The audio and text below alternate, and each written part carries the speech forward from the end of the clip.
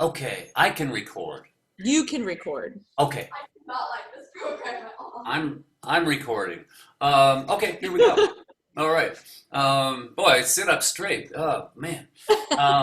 Yeah. So this is Britches Full of Stitches, and I'll show you the tune. Here's the A section.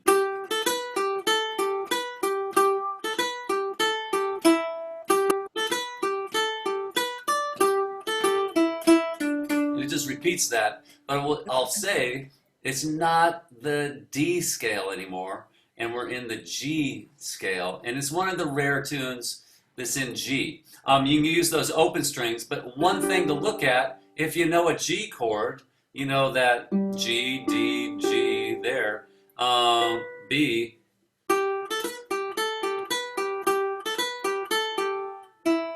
it's right in that chord form. Then that next section comes up here.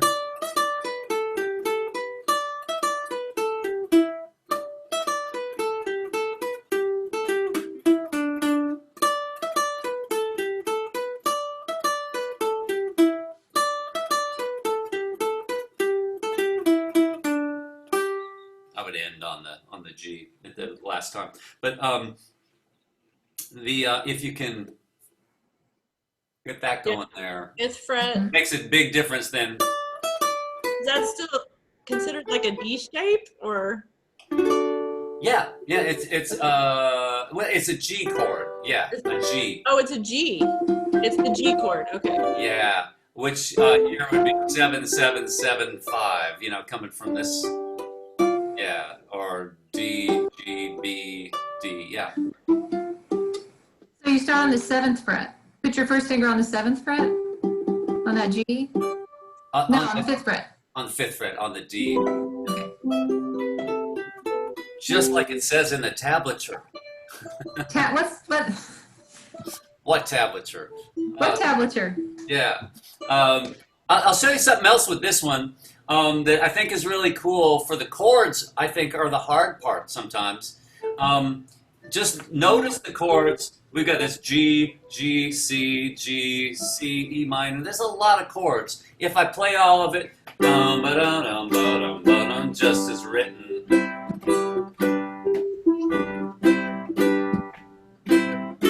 It's a lot of movement.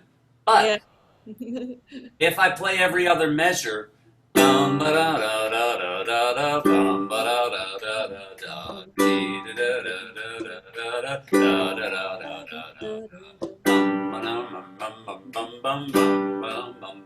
works really well. And then the B section. You do the same thing.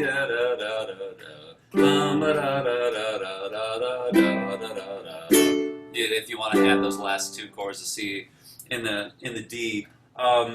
Before then you could work up a lot. There's no harmony in Celtic music, so there's a tune, and then everybody makes up their own harmony, counterpoints, all this stuff. But there's not like an accepted way. There's like, this is the way the chieftains do it. This is the way the Kilkenny colonels do it. This is the way whoever. But there's no harmony written to this music, so we're all making it up. I tried to find things that sounded good and that could work, but often these tunes can work with one chord. So that's something. If I went to a different tune, Tam Lin is a real outlier in this book in that it's not a traditional fiddle tune. Everything else is. And it's one that a traditional fiddler that I talked to had never heard it in his life, grew up in Ireland playing traditional music, never heard of it or heard the song, which I thought was interesting. But something like Drowsy Maggie is this minor modal kind of thing, which has this, it's a great tune.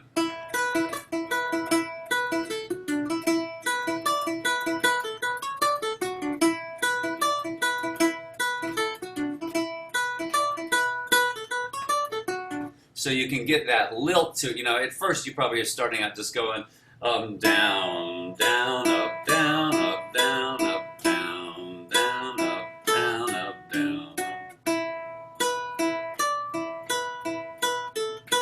and building up speed, but then you get to.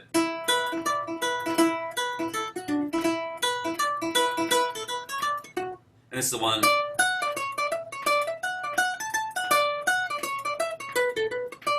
So are you adding notes?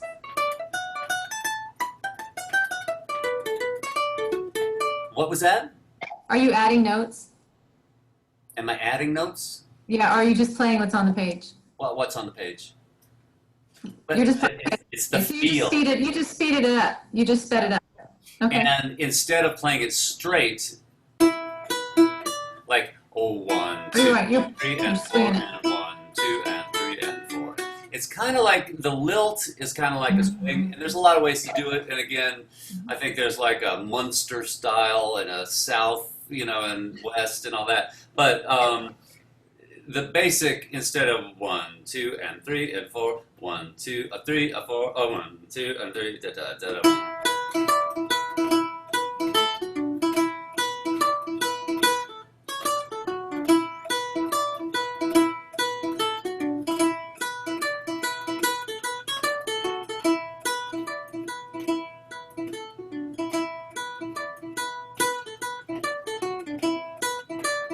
Those things sound, I love the minor modal sound. And then this chord, I will tell you,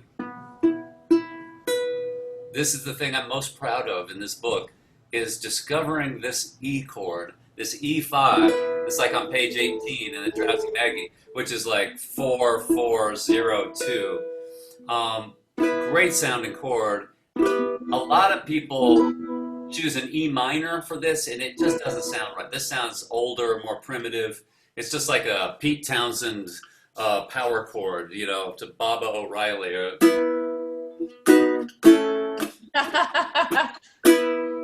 There's no third in it, and so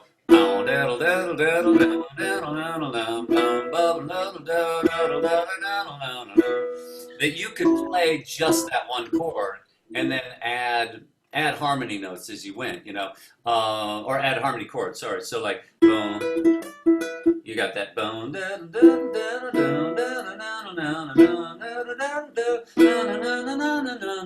then the boom. So it can go somewhere.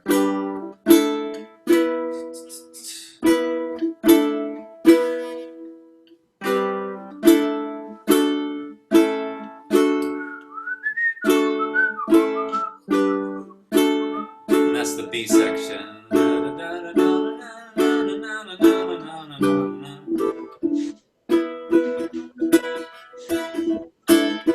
But there's like, I feel like there's a lot you can do with these tunes in this book, and just want to get you, a little bit of a teaser for it. I'm trying to see like. And there are some resources, and I'm really reconsidering and reconsidering how to present them and what to do with it. But there are some resources listed in the book and a website that you can go to that plays some of these tunes. There's some videos there. You can hear and see some of the exercises as well. And like, I think I don't know, it's mentioned a couple times in the book. kevincarroll.net/Celtic-ukulele. So that gives you some extra stuff, but I really imagine down the line, I'm going to probably make videos for each of these and maybe even a whole website just for this, because it's, yeah. It's got a lot of. If you have a lot of interest in other countries, it would be very helpful, I think, to have support material to go with it. Oh, absolutely. Yeah, sure. And to explain some of it, a cottage industry has to start very small. It's not like, okay, well, let's start with this vast network. It's like one person, so it takes a while. But I think the cool part is this has been a good research project, and I've learned a lot and found that there's a lot of people that this is all they want to do. They're just like, yeah, I just want This to. is all I could do. I could easily just do this. Yeah, it's really fun. I do enjoy other songs too. If we want to go to Ireland and play and we don't know how, we can just play that one chord. This is your key. If we want to sit in a pub, we could just play that one chord.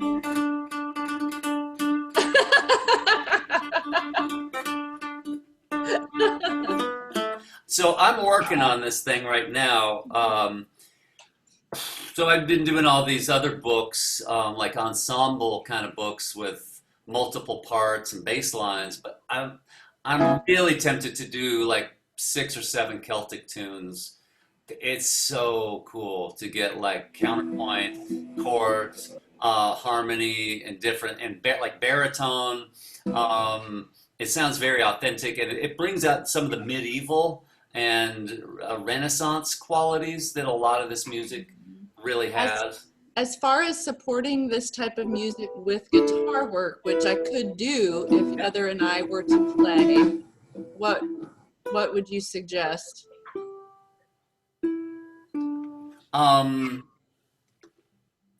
Play the chord, I guess. Well, just playing the chords for her.